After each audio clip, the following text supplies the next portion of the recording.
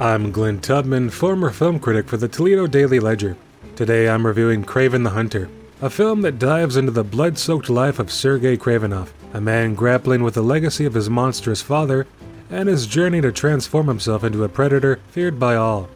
Watching Aaron Taylor Johnson stalk his way across the screen as Kraven, I was pulled back to my own ill-fated attempt at hunting, a day that will haunt me forever. Why? Because I shit my pants. It was 1999. I had agreed to go hunting with some college friends, convinced that I too could channel my inner apex predator. So we set off into the backwoods, rifles slung over our shoulders and a vague sense of manliness in our chest. But about halfway through the trek, I felt a grumble in my stomach. At first I ignored it, trying to focus on the rugged beauty of nature and the thrill of the hunt. But as the rumbling continued, I was forced to confront the fact that something was going on deep inside me. Foolishly, I thought that maybe it was some kind of primal energy that was beginning to course through me due to a newfound connection to nature. But within minutes, I realized that was all bullshit. My stomach was not summoning any kind of primal energy. It was summoning something else entirely. It seemed that the Taco Bell we had eaten earlier in the day wanted out, one way or another. As I desperately tried to hold out, an idea suddenly formed in my mind. Maybe, just maybe, if I passed gas, it would relieve some of the pressure and buy me some time. So, I took a deep breath, steadied myself against a nearby tree, and let it go.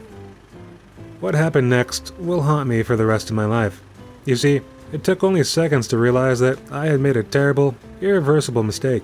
In that single misguided moment, my body betrayed me entirely. There, in the thick of the forest, surrounded by men with rifles, camouflage, and bright orange high-visibility vests, I had shit my pants. I was left helpless, humiliated, and, well, compromised. Fortunately, my friends were still scouting the area up ahead, blissfully unaware of the tragic scene unfolding behind them. But I knew I couldn't keep it hidden for long. The stench was soon as inescapable as my shame. Desperate, I made the only decision I could.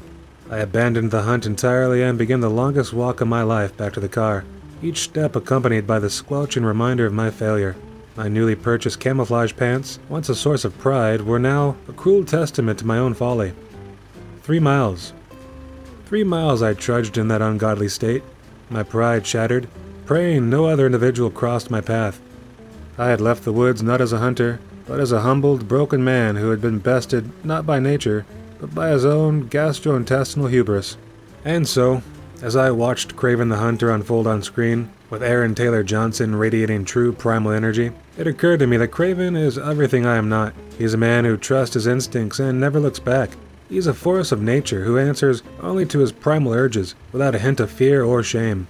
Kraven would never find himself defiled and alone, cowering in the woods, betrayed by a trusted fart.